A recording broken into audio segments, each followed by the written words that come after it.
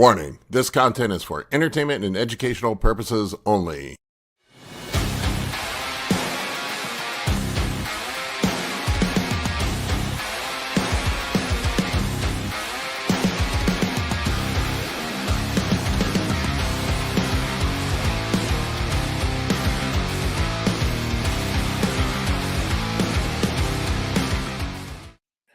What's up, everybody?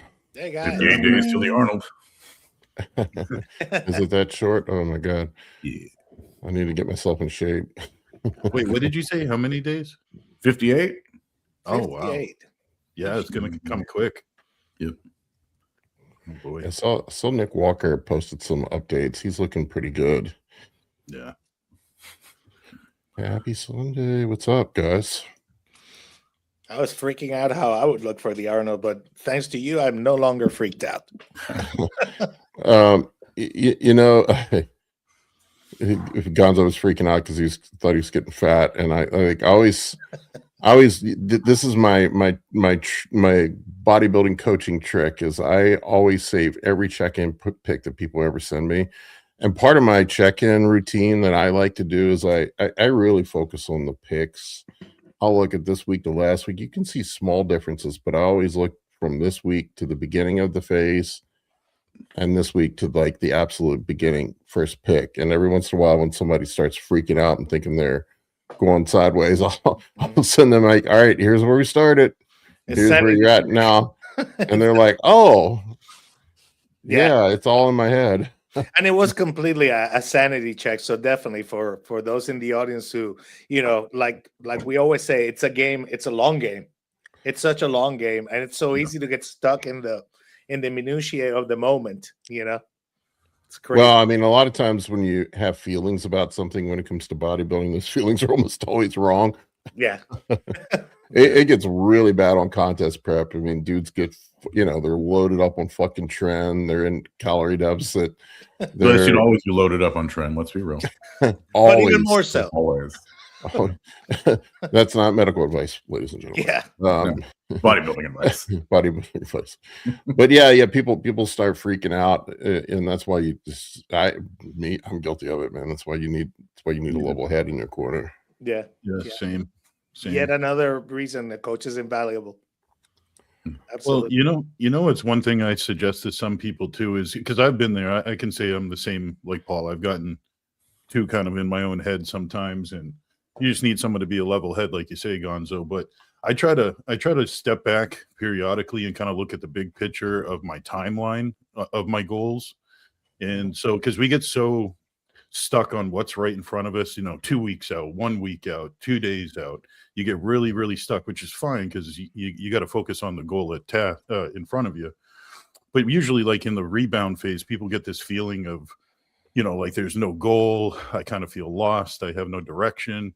And I just try to zoom out and try to anticipate what am I going to look like and where should I be in 4 weeks, 8 weeks, 12 weeks, and start kind of getting that in my mind. And that kind of just helps me kind of anticipate things as I put on a little water weight, as a little body fat goes on, as your size isn't as tight and neat as you kind of like. You have to realize like you're rewiring your head to just recognize like this is part of the goal. I'm trying to get bigger. Yeah. I'm not actually trying to get stage ready in an off season, you know? Yeah. So that helps me just having perspective of like big picture. Like sometimes you got to zoom out and look at the big timeline.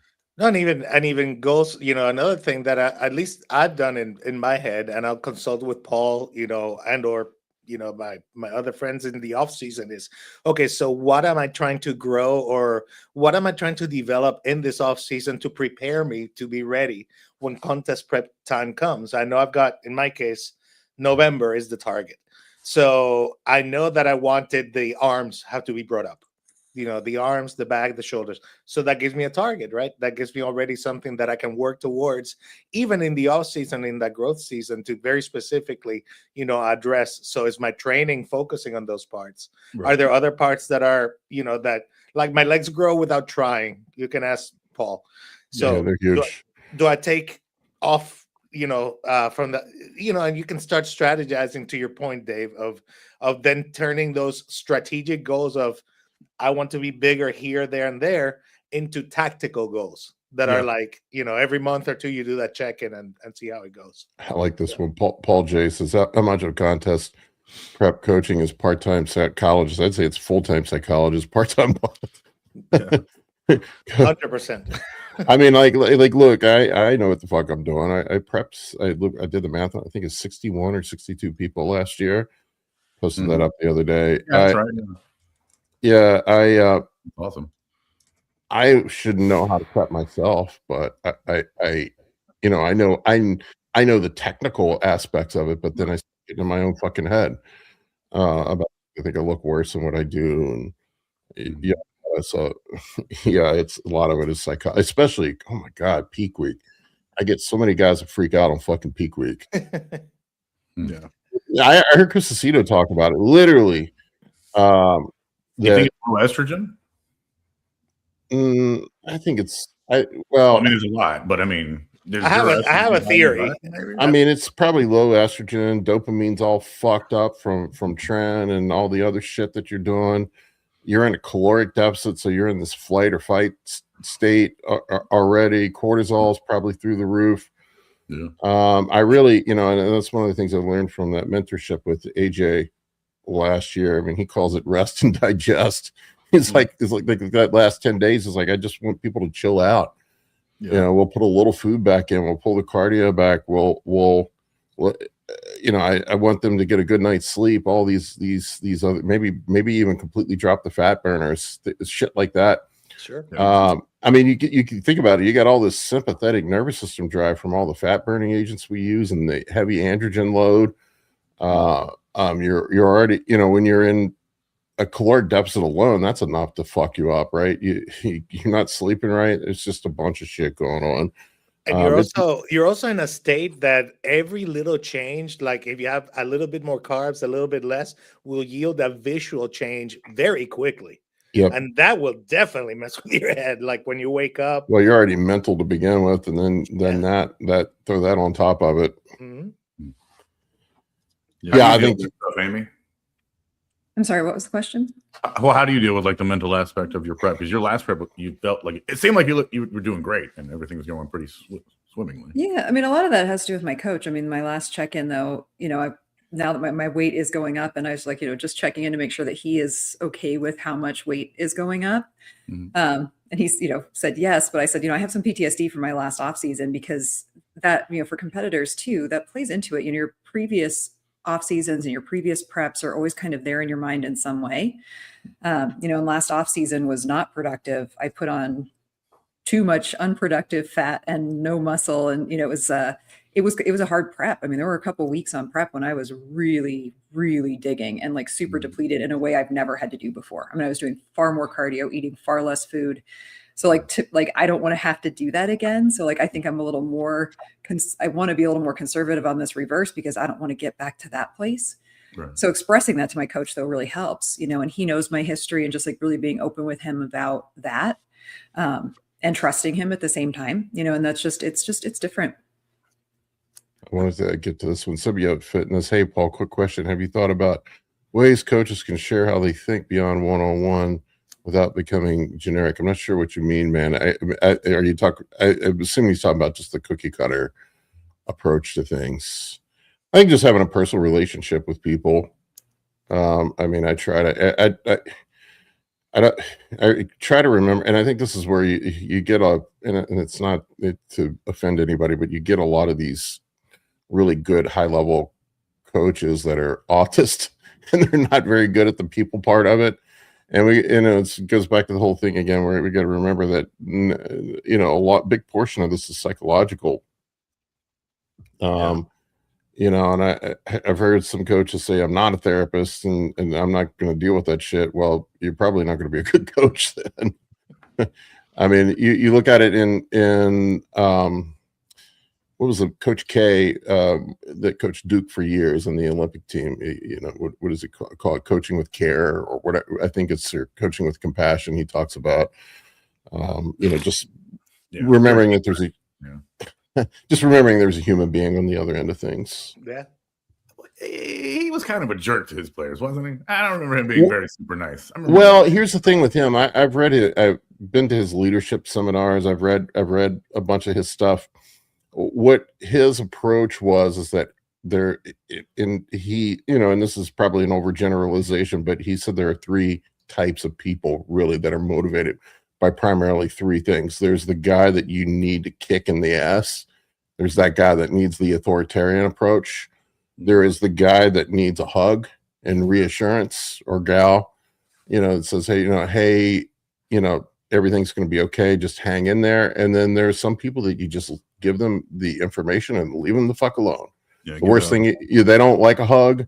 They don't like a kick in the ass. Like for me, like if you get in my face about shit, I'm like, fuck you, motherfucker. Right? I don't deal with that. Yeah, you'll dump their shopping cart over. Yeah, I'm more the type of person. Just give me the information, and that's why I work well with Justin, because Justin's more of he's cerebral? A tactician. Yeah, he's cerebral, and that's why I work well with Justin, because I'm like, look, just I don't need a lot of psychology, but like sometimes I'll get in my own head, and he'll be just like, you look fine, and that's good enough for me. And I'm like, just give me the numbers and tell me what I need to do, and I'll execute. Yeah. I think there's parts of the mental aspect you have to bring as a coach that make a whole lot of sense too. Like I can't always pick you up when you're down, but I can, and I can't make things easy when they're supposed to be hard. Sometimes things are supposed to be hard during this process. But one trick that I found, and I think everybody could probably benefit from, is finding out your client's why. Like as cheesy and corny as it sounds, but if I know what makes Gonzo tick, and why he wants to step on stage, and why he's justifying putting himself through all this to land hopefully on the other side with some sense of accomplishment. If I know that, then that's just a tool that I can use kind of against you, to a point. Like find a way to use it to steer you in the direction I want you to go. So reminding people of like why we're here, why we're miserable, why we're a little bit rough is kind of important. Yeah, and that frame of reference for sure can shape the discussion.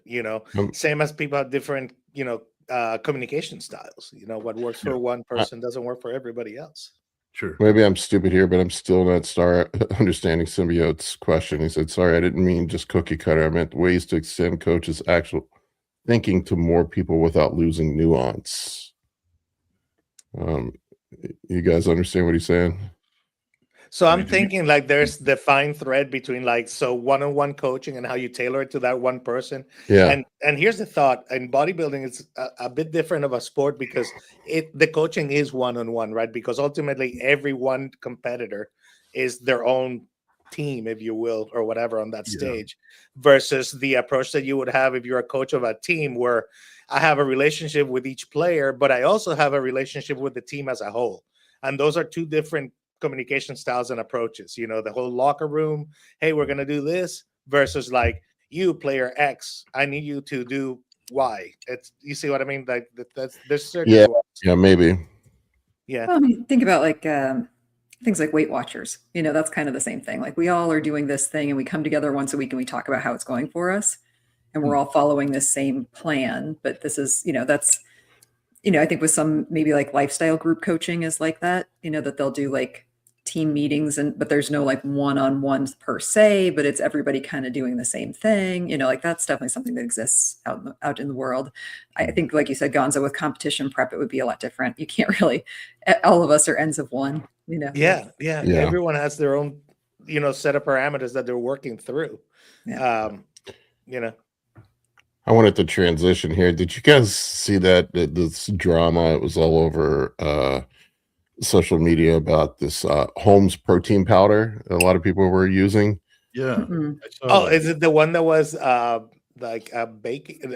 Was it cake? Well, people were talking about how great it tastes and they loved it, and they sent it off to the lab for testing, and it was advertised as 22 grams of protein, but the lab testing showed 3 grams of protein, and it was actually cake batter.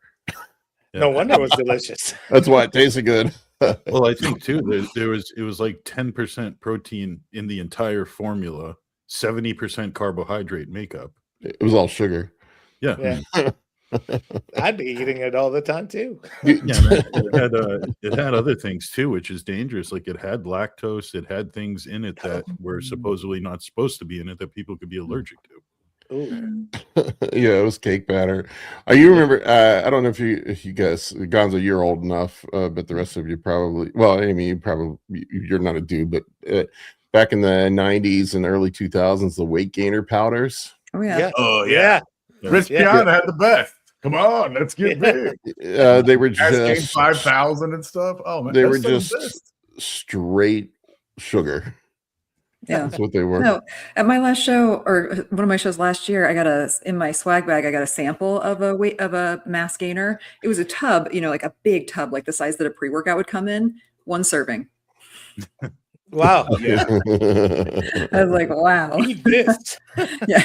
My goodness.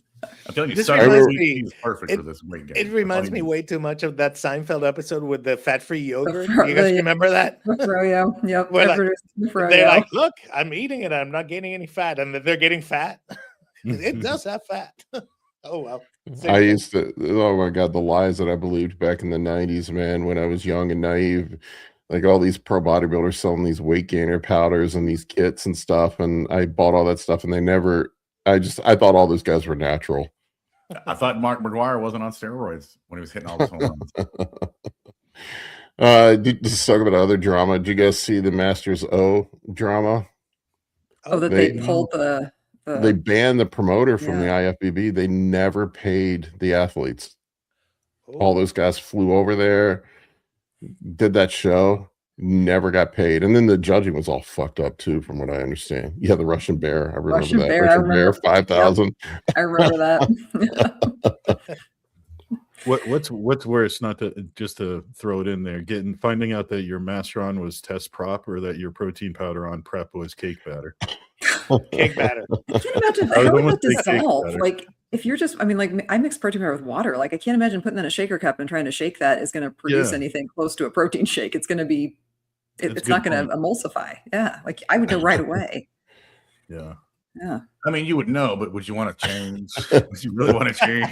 There it is. There Wow. it is. 5,000 calories per Zero serve. Yeah. fat. Oh, geez. Rock hard fast. Yep. I mean, Wow. Yeah, you take That can be one- interpreted many ways. Uh-huh. oh, that'd be funny. They just put the gas station boner pill stuff in there, and you just, oh my gosh. Yeah, Celtec gave Jay Cutler his physique. Mhm. I remember that stuff. Oh my gosh, and Muscle Tech, right? Muscle Tech was the other one back in the day. That was those were Muscle the two. RX. There's a few of them. Muscle RX. Well, and this is why I just go back to this. I oh, Metrex. food supplement powders are at the end of the day they're exactly that. They're food and there's really very little regulation on any of this shit, and you have to be extremely cautious when you use stuff like I've known Dante Trudell forever, and he pays me nothing for this, but I would only trust his protein powder, to be honest with you. I know he makes high quality stuff, and if you're going to use it, but I think the moral of the story is when in doubt, just eat real food. I believe the food standard you're looking for is good manufacturing practices. I think it's a GMP on the label. Yeah, but they're not required to do that. That's voluntary. Oh yeah, that's what I'm saying. If They're you're going to actually, get protein, get one that at least has that. And if Dante's has that, it's even better. I know it's a yeah, and there's no guarantee that they're even following those. That's just they can just stamp it on there. It's not like the FDA is checking this shit. Yeah, somebody else. There's That's a the thing few about food. Most of the standards are set by the companies, and then they have other people who rate their companies. And it's always stronger than the FDA standards. Always. Yeah, the There's a Masters. few protein powders I trust out there, though. I mean, Dante makes a good one, but I think some of the bigger brands, the Raws, and I the just use Farm Amazon's, Feds, whatever. are pretty good to a point. Yeah, I'm So, sure. Don't feel like they're cake batter anyhow. If they were, I'd be eating more of it. Right. I mean, I'm not gonna lie. I've been so poor, so broke that I have mixed like those Jif, the blueberry muffin mix, right? And I didn't have money for any ingredients, so I would buy like the 25-cent box of muffin mix and just mix it with water and eat it. Yeah. But I've been that poor. That tastes good to me. I don't like milk, so I do protein powder occasionally, but I try to mostly stick with real food where I can. I mean, sometimes it's just impossible, especially on the bulk, to get all of it down. But it is fun to eat 3 pounds of meat a day. For some people, not on a GLP-1, it isn't. I'm blowing right through that sucker. Well, I like to cook.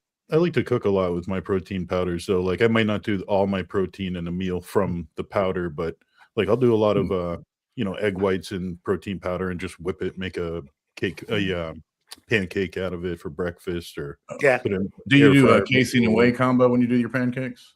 No, I only do isolate. I just want no lactose, no nothing but just protein. Okay. Yeah, I never mess with any of the caseins or or like whey concentrate once in a while because like it tastes a little bit better for like maybe a Ninja Creamy, but that's still only a couple grams of carbs. It's nothing crazy. No, I'm mostly isolate, but if I cook, I usually mix those two together because they tend to have a little better taste.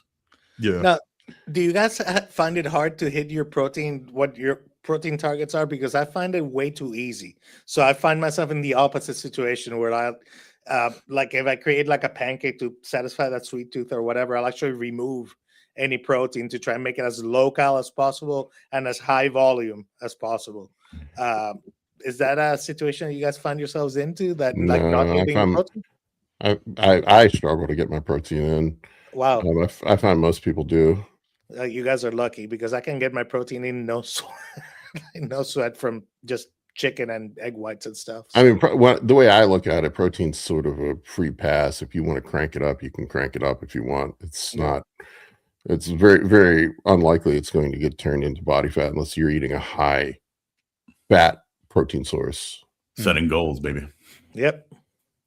I think sometimes the slower just the fact that it takes more time and more effort for the body to digest seems to be the struggle for people who can't hit protein because they just stay feeling full, and it's right there in their gut.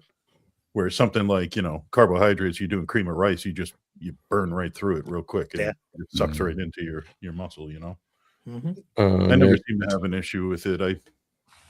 That's never my problem. Yeah, eat whatever you can digest is my big advice on this, Yeah, keep that good GI, motility and don't feel like you have a food baby every time you go to the gym. Nick, go ahead. Well, Nick was saying, I honestly quit giving a shit about food, the whole food versus whey debate. I don't see much of a difference for myself and my clients. Do what you enjoy will make you stick to Yeah, I mean, this is why I give people macros. I don't give people a prescribed diet. I personally have a preference for real food over whey. I find that a lot of guys, especially as you get older, once you pass 40, often whey does not digest very well for a lot of guys. And not for everybody, but I'd say it's like 50-50. I have tried every different type of whey powder there fucking is. It is just a recipe for me shitting my pants at this point. Yeah. So it's a weight loss. But I do feel I feel people that stick more to isolates and are not mixing around with concentrates or other, nothing against the caseins, but some of like the closer you can get it just to the isolated protein, it usually digests better when you don't have a lactose or any little film of something else in the only one I can handle right now is clear. The clear protein. Clear. Yeah. Those I like to drink pea protein. The pea protein? Yeah. Nice. You digest half of it. Love to drink it. You drink your pea protein? That sounds gross. I drink pea protein every day. Oh my God, that stuff is gross. Ugh. It's funny though. Me and Jackie were just talking chalky last night about this, and like it's funny that we're talking about it now because we were just saying we were watching an old YouTube video of our first shows, and we were thinking like of what we were eating. And it's so true. You just naturally gravitate over years to what you eat more of what you digest better. Like I would love to. I love red meat, and I could have red meat every single day, but I tend to have it like 2 to 3 times a week because I can't do 3 meals of red meat a day. I just can't digest it as well as chicken or I can't either. Yeah. But back in the day, even 5 years ago, we wouldn't think much to have 3 meals red meat, 3 meals chicken, and just rough through it. You also have to worry with too much red meat too in your diet when you're on PEDs because of hemoglobin, hematocrit, and red blood cell count can get a little wacky when you're pounding all that iron. I need Yeah. that. I would like that. That would be good. Yeah. Although here lately, I've since GLP-1s are around, I've had tons of guys come to me with blood work with low ferritin and low iron that are anemic. So it seems to be the GLP-1s are causing some sort of malabsorption with iron. Have Yeah, you my noticed, HGV is like 14, which is 14.5 or so, like which is low end for normal, which is Yeah, it's wild. I never saw bros be anemic and have low ferritin until this past year, and the only thing that's changed is everybody's running a fucking GLP-1 now. I ferritin was like low end of normal too, but I pound like 2 pounds of red meat a day, Yeah, Oh, wow. like That's a roast lot. yeah, beef maybe sandwiches and maybe it's the chicken and rice guys that are. but yeah, well, that's a run too, so I don't really have high HGV risks. have any of you noticed like a difference in dosage compared to how much deficient they are in iron? Like I've noticed pay that, you know, attention to it. yeah. I'm basically max dose, so Well, I was going to say, because you're kind of on the high end when you were running it, and when I was kind of on the low end, I'm just curious of. I'd have to look up my blood work. I know everyone's different, but yeah, my curious my if the higher HGV only the- went up one time, and that was when I took Anadrol, and it went from like 14.8 to like 17.2. I've got new work to do on Monday, so Well, I did my year-end analysis of all the work I did last year, like consult calls, coaching, preps, all that stuff. I looked back through it, and I did some computation with AI. I looked at over 1,000 blood panels last year. wow. that's insane.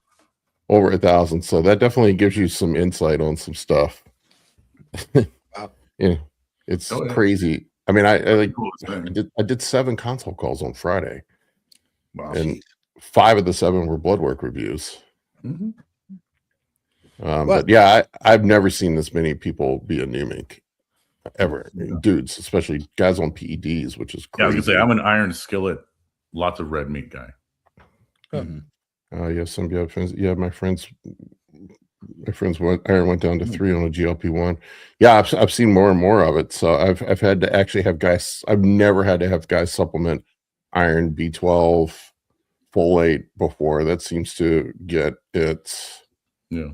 Vitron C, it's usually what I'll have guys do, some folate and B12, and that tends to get it back. But damn, I just have never seen that before.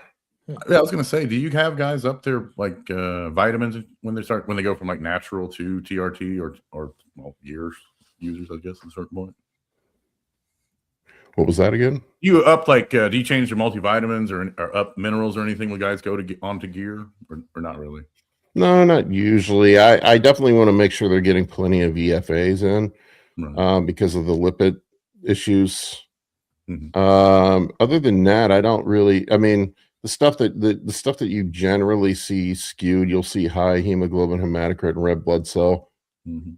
account. Nattokinase, I think, is kind of starting. For some people, might be. I don't know how much of an effect it has. My friend at Leviathan Nutrition, they have a product Hemiflow that seems to work really well at keeping all that in check. Yeah. The other things I see is suppressed HDL. There's only so much you can do with that, but Yeah. niacin, maybe some citrus bergamot, some Hard running. yeah, cardio. Fish oil will help with that. High creatinine, maybe some astragaloside for help with creatinine clearance. Mhm. But some of that I think is just muscle damage from lifting. Yeah, I think it's like what I found. There's normal, and then there's bodybuilding normal, like Yeah. HDL in Yeah. the 30s. That's pretty Right, much. yeah, that's how you know someone's on something or has been on. Yeah, HDL in the 30s, that's just bodybuilding normal. Creatinine to 1.3 is bodybuilding normal. Yep. AS was it AST of in the 60s. Over That's just, 50s, yeah, for sure. yeah, that's bodybuilding normal. Mhm. The things that people, elevated BUN, a point or two above, that's just bodybuilding normal. Because of the additional nitrogen retention. So I mean, these are just all things that you Yeah. just see on every freaking blood panel that you look at. Occasionally, you'll get a guy that, I had this dude one time. I did a consult call. It was running. What was he running? He was running 1,400 milligrams of Trent, and I was expecting his blood panels to be horrendous, and he was fucking perfect. I'm like, is this shit real? It sounds like you talked to No. a superhero that I want to meet. I'm like, how can How you run much, this? 200. He was doing train only. He was running 200 milligrams a day, and he's like, I feel fine. That's twice my dose. Jeez. What a hero. Yeah. He wanted to talk to God or punch him. I'm starting to see some fucking fake testosterone out there. I had a guy I did a call with the other day that some of his blood panels, he had his testosterone levels. He was on a cycle, and his testosterone levels were 140. I'm like, yeah, that's So not real. severely underdosed testosterone, basically, like, or Or maybe none. or not none? even, or not even, right? Wow. I would imagine even if you were doing 25 milligrams a week, you would have some elevation. That's something. Yeah, 25 probably would put you about 140 if you did 25 a week, because that's below your expected normal build, Yeah. or just crush you. Oh, the other thing you see that's normal is everybody's got suppressed LH and FSH. I mean, that's just Well, yeah, normal. Yeah. I have been having guys check. Most people are deficient in DHEA and pregnenolone. That was something I picked up from Steve. I've been having guys supplement that. Are you doing just the pills, or are you doing like HCG shots for certain guys? Just the pills. I think it's good enough. The only thing I don't like about HCG is it seems to raise estrogen. Yeah. If you're prone to estradiol conversion, although if you're getting smashed from everybody, I'm starting to see the after effects of everybody running equipoise now. Since that's the only thing you can get, I've seen some crazy high hemoglobin and hematocrit. I'm talking about dudes with 20 hemoglobin and 60 plus hematocrits Oh wow. on equipoise. It doesn't happen to everybody. That is medically high. Yes. Yeah, I think they call that you're due for an oil change. You got oil for blood. You're hematocritical. Is it 10W30 or 10W40? I'm not sure. Wow. Yeah. And it may that remember I told you guys last week that my hemoglobin was high and I couldn't figure it out because it's never been high on Primobolan. I took a closer look at my Primobolan. I'm blind as a bat and I don't look at my shit with glasses. And no. I grabbed what I thought was Primobolan, and I've been taking equipoise for the last 10 weeks. No. There we go. Oh no. You see, this is why you should only have test and trend, because then worst case scenario, you're waking up more muscular than when you went to bed. So And here I am giving people advice. So let me ask you, do you see like extra vascularity because of DQ? You know how it does that? Oh, it crazy definitely makes you. I mean, when you got that much blood volume, Right. So How wow. are the pumps, dog? Right? Yeesh. it was hilarious when I donated the blood. The girl looked at my blood. She's like, "This is the darkest blood I've ever seen." I believe that. Wow. Sheesh. Remember, Paul, if you can't do math and you can't read, you can't do drugs, buddy. It's called being blind. I just looked at the bottle. I'm like, I'll go upstairs and get my glasses later. I could put the really small print. I'm like, who fucking put the small ass print on here? So are you switching now? But with eyeglasses, are you switching back to? Yeah. I'm using Primo now. Okay. Are you gonna? Okay, so I guess that's the question. Are you gonna wait and up your test real quick and then go into Primo later so the EQ gets out of your system and you're blah blah blah? And this is where we tell people don't front load when you change your AASs, please. Don't do that. It doesn't help. All right, so the medical rule is to read it 3 times and then do it. Is that like measure twice and cut once? Like that? No, well, my rule, don't read it at all. Yeah, you're just like feel the needle, stick it into the skin, or else it gets the hose again. I can't tell you how many people I've had think that their GLP-1 was their GH, and they take fucking 10 milligrams of retatrutide all in one shot. Ooh. That's not a problem for me. I think my intestines would shut down if I did that. Oof. Be locked up tight. Yeah. I started the GLP-1 back up after being off for a month and a half, 2 months, whatever it was.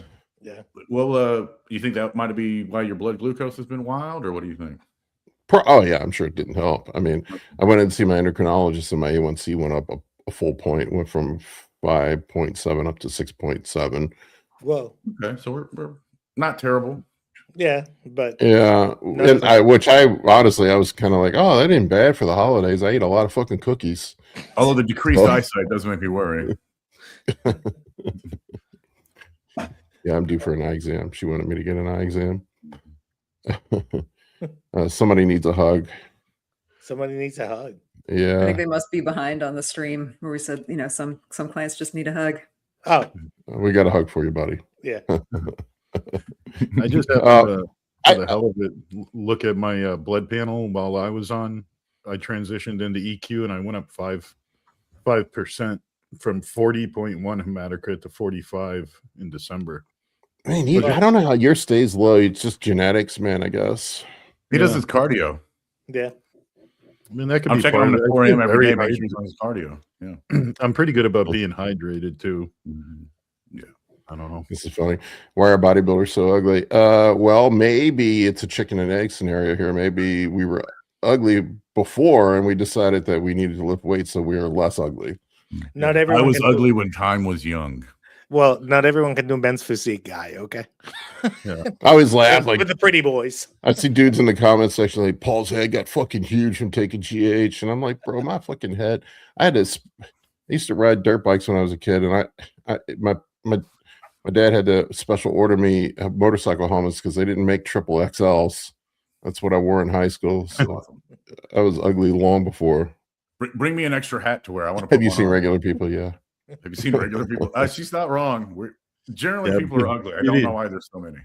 Oh, sorry. Beauty's in the eye of the beholder. I don't know. You see this face? I had to do something with it, man. Right.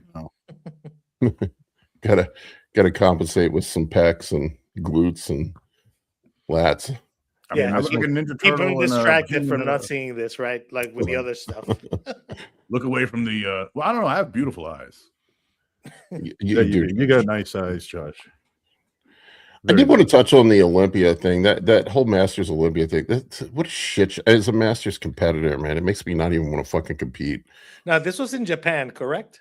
Yes. The Masters Olympia setup is fucking stupid, man. It really is. They do it every other year. They host it in, like, the majority of the Masters competitors are American. Let's just call a spade a spade. And they do them in some. It was in where was it? Poland before? Where? I don't know. Czechoslovakia, I think it was. Okay. And then there was, and a trip to Japan would be cool as shit, but the promoter just didn't pay anybody anything, and they were kind of like being hush hush about it until a bunch of people started making noise. I mean, Phil Klahar. I mean, he was out there very vocal about it. Well, he was a little salty from the get-go. Well, yeah, he was salty about other things too. But I didn't hear other guys mention they didn't get paid. I'd be fucking salty if I didn't get fucking paid. Yeah. Especially after spending $20,000 to take a trip to Japan. Yeah. Why don't they make them put the prize money in escrow ahead of time? They should. Well, I think it's a lot of these promoters are broke and they don't have any money until people actually show up and pay the entrance fee. That tells me they probably didn't make a bunch of money off the show. They probably lost money on the show. What they should do, what I think they should do, is just make it a part of the Olympia, the regular Olympia. You don't have to do it. You don't have to do it on the main stage. Do it at the expo on Thursday. Like, guys, I mean, fuck, they have 900 men's physique competitors up there. What would it hurt to have 20 Masters guys get up there and do their thing? Right. Yeah. Limit the amount of people that qualify. Why can't we do it in the States? I'm sure there's a million promoters that'd be thrilled to have the opportunity to host let Gary Uda do it. Gary's great. So is it Masters in Tampa or Chicago or something like that? It'd be fine. Plenty of venues, that's for sure. I mean, I don't see why they couldn't squeeze it in on the regular Olympia. It wouldn't cost them anything extra. I wouldn't think, because it's the expo's already there. They already have the stage set up. Just pay some judges and let them run up there and just do the top 20 or top 15. It doesn't have to be a huge thing. Yeah. run everybody through and do it on Thursday, get it done, and then you have prejudging on Friday, and you know, and like most master shows and on the pro level, I wasn't sure how it worked until I went to a couple this year. They do finals and prejudging right next to each other. They do the prejudging, they have everybody come out and do their individuals, and then they do the finals right afterwards. It's an efficient way to do it. Really, I think that's the way they should probably do the regular shows. Just kind of roll through the whole thing like a process. I mean, local shows in this area, the NPC Mid-Atlantic, where I'm at, that's what they have been doing. They tried to go back to the old format this year, and everybody was pissed off. But they were doing that this year, where men go in the morning, women go in the afternoon, since they have makeup and a bunch of other stuff to do, so they don't have to get up at 2 a.m. Oh, yeah. Which makes sense. So, and then you just have prejudging and finals one after the other. Yeah, Maybe the guys need to do makeup too. Some of them might. I might. Hey, look, mascara. Look at this face. Well, I'll take any help I can get. Right? You know what I mean? Whatever it takes. But when it comes to the health of the sport, I mean, we always circle back around like the consumer's enjoyment of some of these shows, whether it's the background, you know, going on stage at 1 a.m. trying to watch like the Olympia. That's ridiculous. Like there's certain things that you can't mess around with, and not paying people to show up just dwindles down the importance of the Masters Olympia. Like there's nothing worse you can do than not pay them, makes them not legitimate. You're not going to get the best competitors to show up if they don't know if they're going to get paid. I mean, it sounds like, even though Kai Green says this all the time, the biggest factor of him showing up and getting in shape is money. You know, so it's like, you got to pay. I mean, hell, I don't know. A lot of us, I would fucking show up even if I wasn't getting paid, if it was convenient, if it was here in the U.S. Sure. Yeah. That too. Yeah, because if you went to Masters in Japan, you would just go ahead and enjoy Japan, because who gives a shit? Yeah. You know, if you're not going to get paid. The whole situation was kind of fucked. I got a hard stop at 12:30, so 1:30. So let's grab some questions. All right.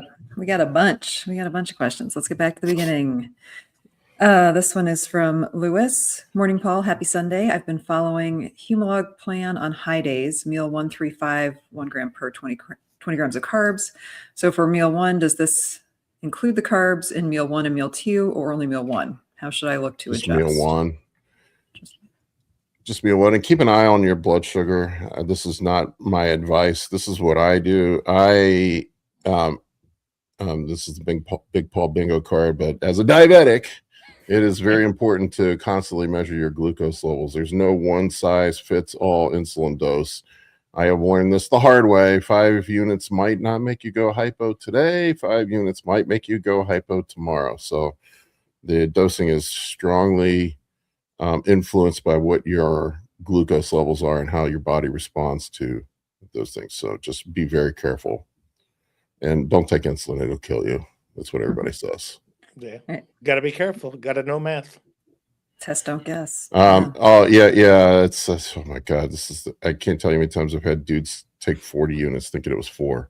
I'm like, just get a fucking pen, for Christ's sakes. Don't. Yeah. Yes. If it's idiot proof, please idiot proof. Yes, that little bit is 4 units. Yep. And wear glasses if you need them.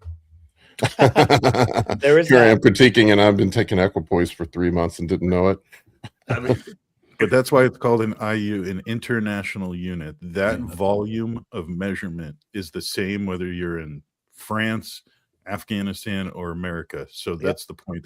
And remember, everyone messed up units when they brought bodybuilders started talking growth hormone. They messed up the whole discussion. So everything, in my opinion, if people say units, always refer back to IUs, international units. IU 100 pin is 100 units, plain and simple. Yeah, you're talking growth hormone, and if you're still following the IUs, all you're going to do is take a really small dosage of growth hormone if you mess it up. We need to change the narrative on growth hormone. It should be dosed. It's funny because everybody talks about everybody else talks about every other peptide in milligrams and micrograms. Growth hormone is dosed in a clinical setting, not in units. It is dosed in milligrams. There are 3 different administrations of Serostim. It's 4 units, 4 milligrams, 5 milligrams, and 6 milligrams. Those are the 3 dosing dosings that it comes in for bros. That's 12, 15, and 18 units. That's all they make. Yep. And you take the whole thing at one time. That's what they do with growth hormone. So this whole thing of units with growth hormone, that was from the late 90s, early 2000s. Just reconstitute the bottle and take the bottle. It's just perpetuated. Well, then we messed up that part too, because now we're saying that a 10 unit bottle is standardized at 1 ml of water for reconstitution. So then you got to remember that facet if you want to measure it incorrectly, but correctly, if I'm saying that right. Well, it's just to make the math easy because bros can't do math. Right, But yes. yeah, I mean, really, if we were just talking like we do, like you don't say I'm taking 1 unit of BPC 157. Yeah, right. You don't say I'm taking 2 units of TB 500, or I'm taking 3 units of GHK-Cu. You're taking micrograms of milk. Yeah, it drives me fucking nuts. Yeah, and some people can't do math or understand the concept. And I'm not trying to point fingers at people, but do not come to me and say I'm on 1 ml of testosterone. Well, hang on. I do have a way to make that fun. Yeah, all right, so you pull up some 300s and some 250s and some 400s, right? You put them on a little table and you spin them. You put on a blindfold. You pick one out and you inject yourself, and then it's like 1 ml. Don't know how much it is. Let's see what happens. I mean, if you have issues understanding the differences between concentration and units of volume, that's a problem. Hire a better coach. Yeah, and we'll help you with that stuff. Then you It is pay attention. It is hilarious talking to the old bodybuilders, and I remember it because I've been around long enough. But nobody pre-2005, nobody talked milligrams. Everybody was like, I took 1 Primabol and 1 Deca, one test, because everything came in amps. Nobody measured anything. It's like, well, that's the thing. You guys had a lot measure more either. standardized pharma. Like you had. Oh yeah, we had amp real was probably pharma gear back 250. then. Yeah, 1 amp was probably 250 of whatever testosterone, regardless. Yeah, it was 250, and the testovirons, the Deca was 200. The Primobolins were 100s. Yeah. And there's always a 1/10 of an ml more if you just keep searching. Yeah. All right, what do we got next? Drives me nuts. Next, we got, this is a two-parter from Rob.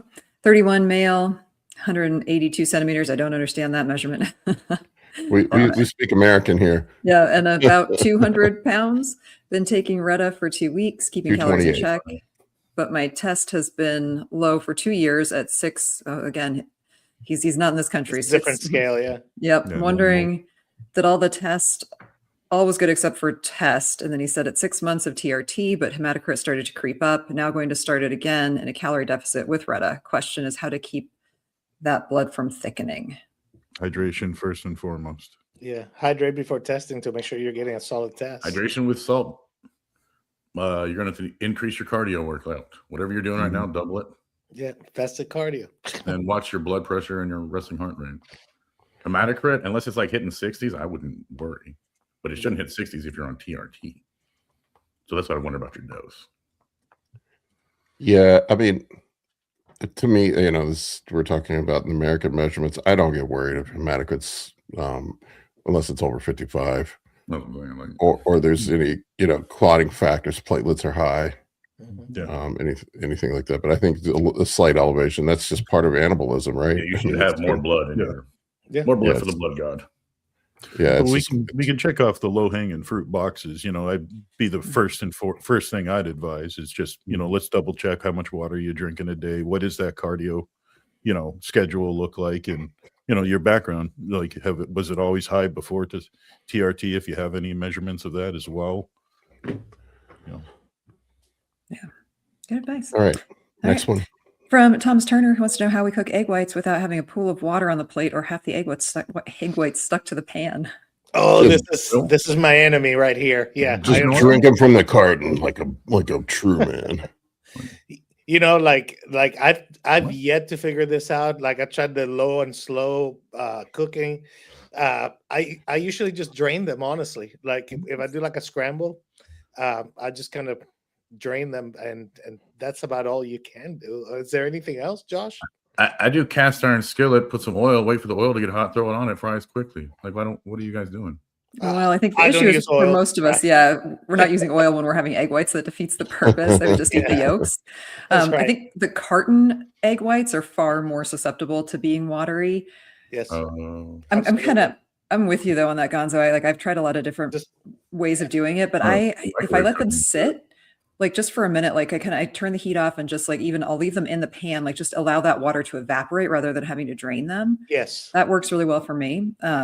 Yeah, after I do that, then if I put them in a bowl, then I'll carefully drain because I hate the watery eggs. yeah, microwave. Yeah, just This microwave. guy said cook 1 cup in the microwave for 4 minutes. Have you guys ever had the eggs explode? Yeah. Yes. I've been doing it that way since I was 7 years old. I put them in the microwave one time, and I thought a hand grenade went off. I heard boom. I was like, And they get what stuck, and they are hard to get off too. You have to fuck like was scrub. that? And I opened up my Stop and microwave. stir, guys. Stop and stir. Stop. I opened up my microwave, and it looked like somebody got murdered in there. Did you have enough money that you were like, I'll just buy a new microwave? Just- I don't need. Just put ground turkey in with them. Let That's the a good turkey idea. absorb the egg white juice. There you go. All right, I like That's it. There you brilliant, Lucas. See, clearly a bodybuilder right there. I He's will figured try out a that for way. sure next Just time. throw some Thank you, stovetop Lucas. stuffing on there. 99.1 turkey to be the sponge for the egg white liquid. That shit is like Oh, sawdust. that's It'll soak brilliant. that water up. That is brilliant. I love it. All right. Oh, man. From Christian, should you use an AI at the same time as testosterone to reduce side effects? If you need Only to. if you need it. If you need it. Yeah. Okay. Yeah. Is your estrogen high? If yes, then maybe. Call, If not- because they call Paul for a blood work. Look, he'll let you know. I'd say start off with the whole microdosing thing's got out of control lately, but I would say start off with just daily dosing of your testosterone. You're probably going to have lower estradiol conversion that way. Start off with that, and then if you do run into a problem, everybody aromatizes at a different rate. I personally feel the best when my estrogen is at the high end of the normal range, or maybe even a little over normal in the off season. But I would try daily or every other day dosing. See how that is. Get about 6-8 weeks into your testosterone cycle and see where your estradiol is at. Get a test for $50. Get an ultrasensitive test. It's $50. Yeah. See where you're at, and then adjust accordingly. And you'll know. Like I know when I'm low. I know when I'm high now. Low, you start feeling achy and apathetic. You get hot flashes at night. Less High, high. Yeah, you get low is no sex drive. High is high sex drive, but your dick doesn't work. You get like those 80% squishy boners. Nobody likes that. Yeah, that's no fun. Mm-mm. Um, Not for anyone. That's usually the first sign. Water retention, moodiness. Those are usually you'll know. Do you get water retention on both high and low? Is that No, right? just low. high. Just high. Spottiness when bleeding. It's the exact opposite on low. Usually you get really dry. Okay. Mhm. All right. This one is another one it's a two-parter because ran out of space. From KW Brawley. Hey guys, I hope everyone is doing well. I have a question on the HGH study with daily, every other day, and 5 days on, 2 days off. If you're only doing 2 to 4 units a day, what would be best? And then he said, because I do the carb cycling plan, I thought of not taking my HGH the night before and on the high day. I asked Paul about his thoughts on a past live stream. Yeah, I have But done that before where I skip it before the high day because of the water retention. I have had issues with that, and I'm gonna see if I can pull the Serostim study up, but they had the reported side effects from the dosing schedules. Mhm. I'm going to make a video about it. I just haven't gotten around it. But this this document is the Serostim prescribing information. It's a pretty comprehensive document. It's about 30, 40 pages long. If you want to check it out, you can get it on their website. It's up there. But they had the different dosing schedules, and they showed the side effects, reported side effects from the every other day. Mhm. Hang on, let me see if I can make this bigger. I'm gonna pull this up, but I'm gonna share my screen here. But Well, they for me, have, first dosing is before bed, like whatever dose you want to do. You know, So they had every other day, daily. There is a 5, but they showed the this is not side effects. This is just what oh no, yeah, here is edema, peripheral fatigue. So I mean, there was a pretty significant drop. It was like the edema dropped from 26% down to 11.3% reported on the every other day. So that's a pretty gynecomastia. It's crazy that 5.5% of the patients on the everyday. Now keep in mind, this is 18 units, Right. 6 milligrams. A considerable amount of growth hormone. Yeah. Yeah, The central nervous system, it didn't seem, the edema though was a pretty significant drop. So general edema generalized went from 5.9% on the daily down to 1.2. So I mean, that's a pretty significant drop. It was further on in the study where I'm not going to go into it right now, but where they talk about the effects of the Serostim, and it was really it didn't decline that much from the every other day dosing to the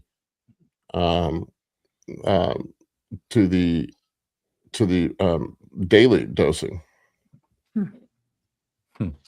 But that was their first line of defense for side effects, was to go from daily to every other day. Yeah. Is that right? Well, he was saying Yeah. just on his carb day, if he was having edema problems, and just skip the GH on before the high carb day. Yeah. Long story short, you can see there was a significant reduction in edema with every other day dosing. Yeah, that makes sense. But what they found too, I don't remember the exact number, but IGF-1 levels stay elevated for up to 72 hours after you take it. Mm-hmm. Well, that's blood serum. No, I'm just. Yeah. I'm trying to find the. That's a good study, but yeah, if you're gonna take HGH, almost everybody takes it before bed because it helps them sleep. Some people have the opposite thing. If you're having problems on your high day, HGH, sure. They tested the 5-on-2 off protocols, and that did not really yield any better. Didn't make much of a difference in side effects. Yeah.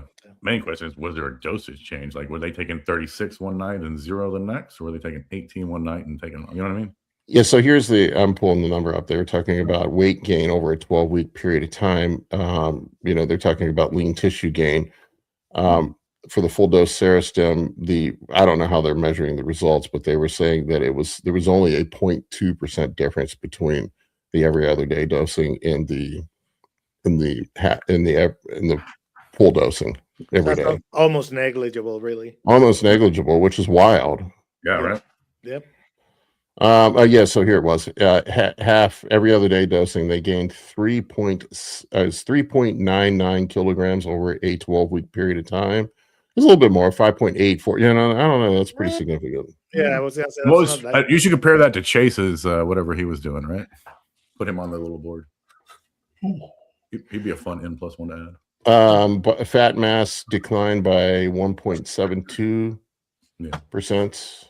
Makes sense. 1.72 kilograms on the daily dosing. And on the every other day dosing, it was 1.25. So it's what, 3-4 pounds roughly. Yeah, it's crazy. People drop that much fat with no changes. Yes. For this guy's question too, I mean, we're going to expect some water retention because of the carbohydrates being higher on the high day as well, coupled with that. So, I mean, I guess the only thing I'd be curious about is like how much water retention. Are you getting it to the point where like your ankles are swelling, you're seeing indentations? Right. Like, is it really severe edema, or is it just aesthetic? If it's just aesthetic, it's off season and you're trying to put size on it, it's going to happen. I'd almost some aesthetic water looks good too. Yeah, but if you're noticing you're waking up and that whole day you have 2 or 3 days a week you're redlining your blood pressure, then I think you have then I think you have some justification for doing every other day or whatever, or just skipping your high day for sure. Prop your feet up at night, 8 degrees. I just want to show people this so they see the dosing protocols. People don't believe me when I tell them this shit. These are the dosing protocols. If you're greater than 121 pounds, the dosing protocol and the prescribing was 6 milligrams daily. That's 18 units Yep. for you bros. That is nuts. Mhm. Daily. But when guys freak out that they're going to get acromegaly and all this other shit from 4 units, I'm like, dude, shut the fuck up. I mean, to be I'm fair, gonna have yeah. to buy new shoes. very different. You have no idea what you're talking about. Yep. That would be. I mean, acromegaly sounds awesome. You get really tall and big. Well, there's I went way down this rabbit hole. There's the FDA collects long-term side effect data on this stuff, and it was approved for use, I think, in 1998, 1999. And the acromegaly was a potential side effect for long-term use, but it was really low. I mean, it was like 1 to 2%, something like that, actually reported any acromegaly. Now, keep in mind, these guys weren't hammering a gram of tests and Primobolan and IGF-1 and all the other shit people do on top of it. Well, $8,000 a day. So I don't know how much it applies to our cohort, but the number one reported side effect to the FDA was insulin resistance. It did cause diabetes and a fair, it was I don't remember the exact numbers. It was like 1 in 20. Yeah, I was saying, if you're somebody who needs HH medically, you've probably got several systems. Yeah, that are compromised. Yep. Yeah. Yeah, it was pretty, that was the number one. And then there was no significant, and like everybody talking about your organs growing from GH, there was not one significant case of reported organomegaly. If I slaughtered that, but no, there was no over a 20-year period of time from 1998, I think, to 2022, I think it was. There was no reports of significant organ growth. So the infamous GH gut is really more from feeding and nutrition rather than I have theories on it. I think, and you notice you don't see it as much now as you did maybe 10 years ago. And I think a big part of that is because of guys paying attention to insulin resistance now. I think a lot of that was due to insulin resistance and force feeding, and what ended up happening, guys were basically covering up the insulin resistance caused with GH by just hammering a bunch of fucking insulin. And when the cells become insulin resistant, you know this, Josh, when it ends up happening, you end up storing a bunch of fucking visceral fat. Yeah. So I think these guys just had their livers were probably super fatty. They probably just had a shit ton of visceral fat. They're probably gut inflammation. I mean, you look at a guy like literally they named it after Dave Palumbo, Palumboism. I mean, he doesn't have that huge distended gut now. I've seen him in person. He's pretty trim. Yeah, he's skinny now. Yeah, he's super skinny now. I mean, he looks like a runner. So that if it was true organ growth, it wouldn't reverse like that.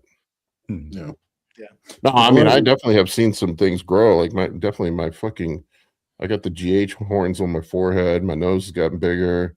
My hands have definitely gotten bigger. Hands. Yeah. Feet? Do you find feet to grow too? We're size 15s. Since I was 15 years years old. Don't have much more room to grow, I don't think, on a human. I still wear 15, but it's the body parts that never stop growing. Like it was your nose, your hands, your feet, your ears. Yeah, those never stop growing. So I think great news for me. I mean, my fucking dad, my dad doesn't use GH, and he's got a giant ass nose and big hands. And yeah, that'd be awesome if your dad was just secretly hardcore. Trust me, he's not using GH. Well, Paul, you that's kind of one reason why I'm not big on Lantus use and like these basal insulins, because they tend to just mask that insulin sensitivity, the resistance that you're talking about. You're not aware of it, and then you burn out these receptors or whatnot, or you become truly insulin resistant, but you don't notice it till you come off that Lantus. Yeah, and that's a thing I've been trying to beat into fucking people's heads, man. I hear guys all the time, they're running a bunch of GH, and then they're like using Lantus, thinking they're getting some performance enhancing effect. There is an argument to be made that it may be a prophylactic in preventing beta cell burnout, but if you're waking up with fasted glucose levels of 130, 140, you got a fucking problem going on. Yeah. you're yeah, you're type 2 diabetic at that point. And you know, if you're in the 110, 120 range, you're pre-diabetic, you have some serious insulin resistance going on that you need to address. And throwing Lantus at it is just hiding the problem. You're using more insulin to treat insulin resistance, and what is more insulin going to do to insulin resistance? Stop running from the problem and start running. I was just going to say that, though. I mean, because like I'm not going to try to use myself as a great example, but my A1C is below 5. My fasted insulin is always extremely excellent. And I'm not doing anything crazy. Like Paul can tell you as my coach, I barely use even rapid insulin at all. Like I'm very fortunate. I understand myself genetically with glucose management for some reason, but it's all the little things. I swear, I put them in people's plans and I see them actually make changes. It is like Josh says, like just small amounts of cardio, having a regimen, even in the off season. I know it sucks for some people. I'm weird and I enjoy it, but it's stuff like that, making sure like you are getting some fiber and vegetables, you know, some different things that can, all these little pennies that make $1 add up over time. True. You're paying dividends on little things that you can make a difference. So, or you could take one thing like Lantus and just mask the problem and you think it's fixed and you lie to yourself. Yeah, I was gonna say Dave's method is making money. The Lantus method is basically stealing money from yourself because you're not realizing how bad you're. That's right. Sure. Yeah. And yeah, people can use Lantus temporarily if they're doing like a weight cut or something. They want to do those. Sure. Like this is what those guys. But don't try to. If you can avoid long-term insulin use, please do. Yeah. Yeah. My endocrinologist told me anything north of 30 units a day, the numbers long-term don't bear out well. Sure. Yeah, you're replacing your entire fucking pancreas. Yeah. Yeah, you're in bad shape if you're using more than 30 units a day. And I've heard of bodybuilders using 100 plus. I've had patients over 60 to 90 of Lantus and still have problems. Yeah, I mean, I've heard of that. So, and then now we have the ultimate fucking cheat code. If you really are having issues, you can just run some fucking GLP-3. Yeah, and improve your pancreatic function and reverse the insulin resistance and get some beta cell function back. Right. Like when that stuff was coming out, I was like, this is gonna be perfect for obese people like me. And I'm like, apparently this is great for people that take steroids as far as their health numbers look. Yeah. All right, what do we got next? Sorry for the rant. All right, next one is from Paul. Last ferritin panel was in range but low at 50. How long does it take to recover from a blood donation? Red blood cell. Was it 120 days? Yeah. Turnover fully. I mean, you can get a 60-day turnover when you donate, but 60 to 90 days is generally what you got. Yeah. Ferritin's just an indicator of iron reserves. So I mean, it could be a multitude of things going on. Like I said, it seems to be the GLP-1s have some effect on iron absorption, and it's calcium absorption, or if it's every mineral, you know. Yeah, I have no idea. It's bizarre. I looked through the studies. I didn't see anything about it, but I certainly have seen it more and more frequently on the blood. I will tell you this: the guys that I have seen I've seen issues with guys that donate too frequently. I wouldn't donate more than every 90 days. Don't donate blood, please. Yeah, if you're on steroids. Yeah. Never had to, not yet. All right. Another medically oriented question. This is from the Thomas Turner. Any ideas on how to get an ECG when your PCP doesn't want to do it? Just call different urgent cares to cardiologist. figure out. Yeah. Well, different urgent cares will have an ECG or not. I say probably you could probably buy one online, but you basically just you need to go in with either a tachycardia or you need to go in saying you've been having heart palpitations. Yeah, that's a good way to go to urgent care. Yeah. Well, if you want fast service at the ER, you tell them you can't breathe. Yeah. You can order one for most. Well, it depends on the state you're in. Like here in Virginia, you can just go into a medical imaging place and just buy one yourself. I think it's about $500. Yeah, I think in our state, as long as I get a referral and my insurance, if they don't want to cover it, I can still go get it and pay for it with my referral out of pocket. I just went to the cardiologist. I'm like, yo, dude, I've been running steroids for 30 years. Can I get my heart checked out? He's like, yeah, sure. Let's run a full battery. Make sure you're okay. Yeah. Right. Rock and roll.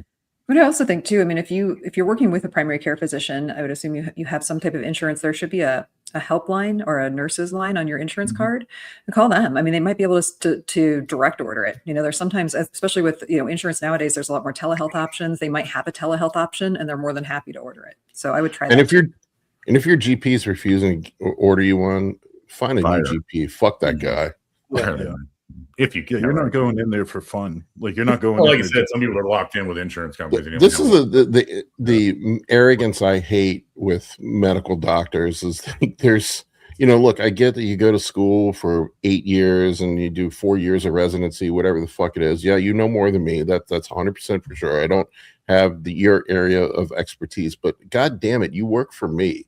You're my consultant. You're my health consultant. I'm paying you. You're not the boss of me. Well, remember, Paul, you're a lot smarter than a lot of people. Yeah.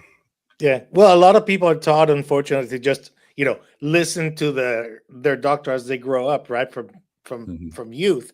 So the attitude becomes, well, the doctor will tell me if something needs to be done, right?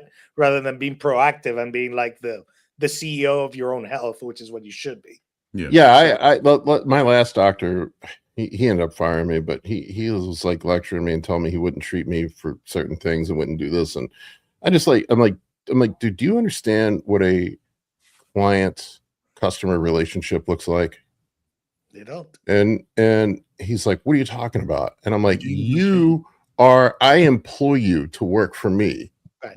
That's why I'm Right? paying you. Right. I'm paying you to work for me. You don't tell me what to do. Right. I'll listen. I'll take your advice. I'm here because I want your advice. I want your help. Right. And I duly noted that you are concerned about what I'm doing, but I'm going to do it regardless. I mean, so either you're going to help me or I'm going to fucking fire you. Yeah. He should be giving you the best medical advice for a regular person, and then the best medical advice for how you're going to want to live. I've seen some stats. I don't remember, what exactly it was, but the trust relationship with medical professionals is at an all-time low right now. Wonder why? It is at an all-time low, and like I get, my daughter wants to go to medical. My daughter wants to go to medical school. You're in the medical profession, Josh. I mean, you guys are under a lot of fucking pressure. Constraints from insurance. I mean, there's a lot of pressure, but like at some point, don't be a fucking dick. How about that? Yeah, just work with us. Yeah, just work with me. Like seriously, I'm here because I want to take care of my health. I mean, you don't tell the guy who's drinking 4 beers every weekend that you're not going to work with them until they stop drinking beer. Yeah, they could. I mean, I guess they could, but yeah, you can throw them out. It's the same kind of thing. But yeah, like it's like obviously they tell the fat people like me, like, hey, could we maybe decrease our calories? Anyway, next up. Sorry, rant again. It's all right. Okay, this one from Timmy Monster, who also put in the chat that he's lost a ton of weight, which is incredible. But he is getting boners on leg day. Third leg pump. I'm sorry, are there leg days without boners? Because that's what I do 3 days a week. That's freaking awesome, dude. Get a muscle mommy as your lifting partner. I mean, just be happy it that'll works. make it any better. Adjust your squat plug or warm up together. How's that? Timmy, just be happy it works. I'd say 70% of my consult calls are blood work reviews. 30% of them are broken dicks.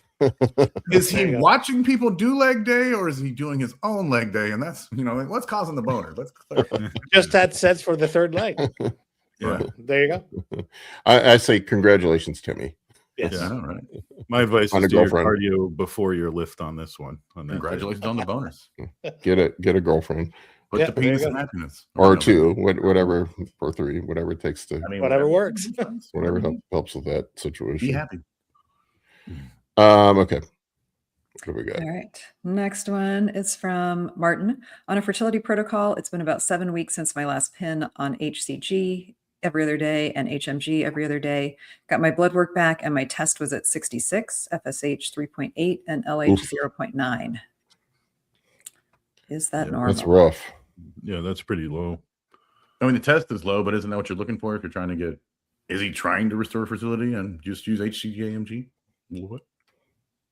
Well, you'd want But your I've heard- FSH and LH production to be you know, a little bit higher from what I understand. But Paul Well, would probably be much better at this than me. He's got to up his doses then, because Well, it looks like you're fucking shut down. Is what it looks like. Mm. which is where you I- started, right? What's that? If you take, I assume this guy stopped his TRT and is just doing this stuff to turn on his ability to make. Yeah, I mean, I would assume so. Test your It sperm seems. count. Yeah, he said 7 weeks since his last. Yeah. Test your And- sperm count. I mean, Tesla's at 66. That's Is he trying to brutal. reset his stuff? PCT? Is this what he's doing? What is he doing? Mike Corner says hi. I thought for a second I forgot to send him his link, but I did. I guess he's got stuff going on today.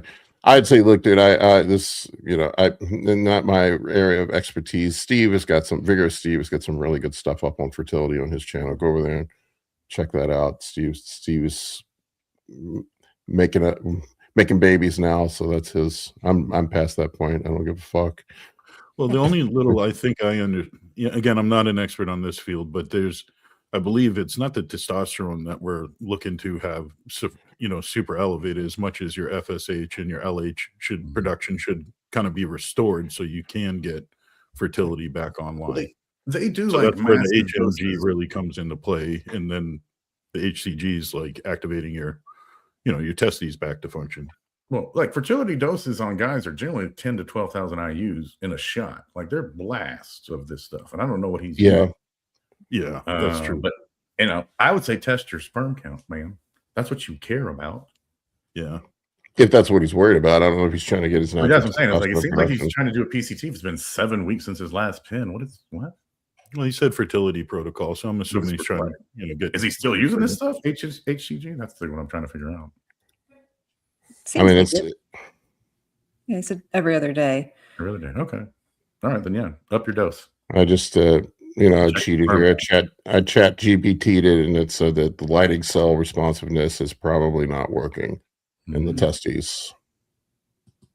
And 7 weeks is a pretty acute time frame. I mean, that's pretty short Yeah. time for things to come back. I mean, it can take months. I mean, you know, like for women, let's look at a woman who may have amenorrhea during contest prep. I mean, it could take 6 months to a year sometimes for things to completely normalize, Oh, wow. even That with long? HRT. Natty guys stop growing leg hair and various other parts that are DHT related hairs. Mhm. Yeah, if I remember right, when I looked at that Harlem study where they did PCT versus non-PCT, on average, it took about 7-8 months Yep. for guys to regain full function. Yeah. Yeah. And age and diet. I mean, there's so many other factors that go into creating like viable sperm. I mean, if you look at, oh gosh, it's one of the guys on Fuad's podcast who's trying to get his wife pregnant, and looking at his sperms. It was Ian, yeah. And sometimes like you can have like a good volume, and there's just they're not formed correctly. I mean, so there's a lot of things that have to go into not just getting things back to like firing, but also having really good quality semen is different as well. So it's the quantity and the quality of your swimmers. And the taste. See you, Zionic. Bye, Z. Yeah, so there's a lot that goes into it, but I think 7 weeks is just such a short time frame to be concerned. Yeah, that's a good keep at point. it. Yep. Yeah. All right. I think we can get one, maybe two more in. One or and two. then I got to more. roll. All right, we'll try and grab some quicker ones. And Travis says, thank you. There we go. That's a really quick one. But this one from Dalton, contemplating using EQ for my contest prep. Anybody have any experience running EQ through prep? It's too bad Mike's not on. Yeah, that's what all the old school guys did. That's I what mean, really, did. you don't have a lot of choice right now with everything that's going on with the shortages. So the only thing that concerns me with EQ on contest prep, and I talked about it earlier, is the elevated hemoglobin, hematocrit, and red blood cell count, especially when you get towards peak week when you're dehydrated. That does concern me. You go back and look at it, it was George Peterson. I think he died right around COVID time. And he basically just died from an acute hypertensive event, from what I remember. And he had no other pathologies on his basically a clean autopsy otherwise, and it seemed like he just died from thick blood. That's what it looked like. His heart couldn't pump the blood. It just stopped.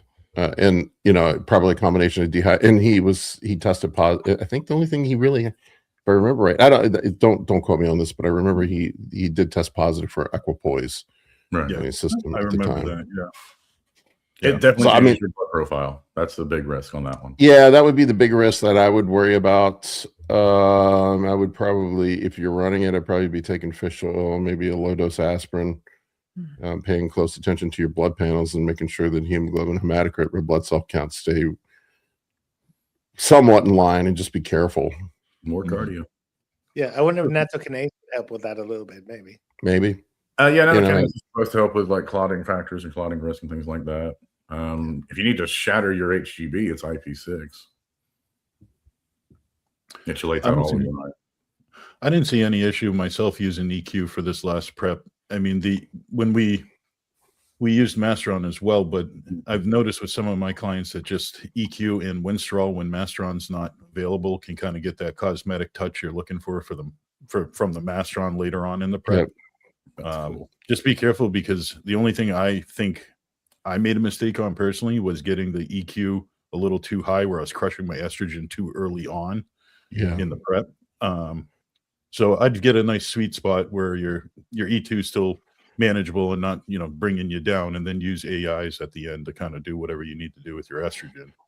And EQ is Winstrol very aggressive at lowering estrogen. I have seen. I've had some guys that can't even, like, there's no really set prescribed ratio, but I wouldn't go any higher than 50% of your test dose with the EQ, especially to start off, because it'll sneak up on you. And I've had some guys, like, even 25% of their test dose, their estrogen's completely smashed.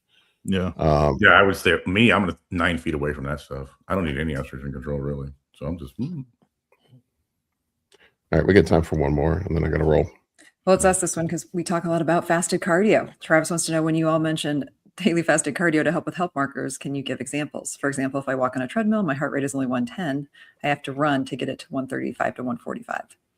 Well, Yeah, I walk from my bed to take a pee, and then go outside to take my dogs out, and then walk to my kitchen to cook my food. That's my fasted cardio. I do 20 minutes on a bike every single day, fasted cardio. 20 minutes minimum. That's just You're so good. it's the Steve protocol, right? It's and I will say my heart rate has improved. It has dropped. My resting heart rate nowadays is like, I'm 54, and it's about, I want to say like 58, 59. You mean cardio improves your cardiovascular health? I did not think so. And it used to be like in the low 70s, Yeah. before I got in shape. So, I have to there's a run marker 5 or right 6 there. miles an hour to get my heart rate to 130. So that's what I do. Or I just run sprint intervals for 12 minutes. So. Yeah, Well, I do there's some- zone 2, 120 to 130 for 20 minutes straight. Just put on a podcast or meditate or whatever on the bike, whatever it is. 40K music. Yeah, whatever. That's like 5 songs, really, if they're awesome. Yeah, that's all it is. And it does make it, at least for me, all of my blood markers improved, all of my cardiac or heart-related markers also improved. HDL should go up, LDL and triglycerides should start crashing depending on how well you do with your cardio. Yeah. Yeah, I wouldn't always follow these heart beats per minute, numbers all the time too. I mean, there is some benefits you're going to see even on like your glucose management from just having light brisk walks at that 110 beats per minute. Also there's other things that are not going to show up on your blood panels. Like you're going to notice better water management, shedding a little bit of that water weight, digestion. I have almost all my clients to a point do 5 minutes of walking after each meal. And then if you think about it, 6 meals, 5 meals, you're getting 30 minutes of walking. That's 3,000 steps. Yeah. And that's going to help. Yeah, that's the old Stan Efferding trick. But it's the Absolutely. diabetic trick. Yeah. Yep. Oh, that's right, because it helps stabilize that spike, Pushes your right? blood. Yeah, pushes the blood sugar into the muscles where it should be. Instead of Yeah, when we talk about also like glucose Yes. management, everybody forgets the biggest mop to mop up your glucose is your muscle. Like, you can do all the insulin, that's fine. That's going to force the action. But if you actually train, do cardio, you're going to mop up a lot of that glucose and put it where it needs to be stored. Yeah, that's why after meals, they've done studies looking at walking for 10 minutes or doing like 20 air squats. I mean, so like you said, Dave, it's a lot of that is that movement, but it's also getting that muscle to absorb some of that glucose as well. I know, Paul, I know you have to go, but we have an update from Benny from last week or the week before. He was having issues with not being able to get hard, and he said that he did take your advice, drop the test and EQ significantly, and got better within 3 to 5 days. So I'll say my name next time you orgasm. awesome. Oh, And he is immediately unable to get an erection. yeah. Bada bing, Josh. No, you gotta be funny, you know. Dr. Boner over here. Yeah. I have fixed many a boners. Yes. That's my second most common consult You're call. on. Good luck, Benny. We got a training Good luck video on with that. Instagram that might help. Oh, God. All right, folks. We appreciate you. Thank you guys for everything. We will see you bros and maybe gals on the next episode.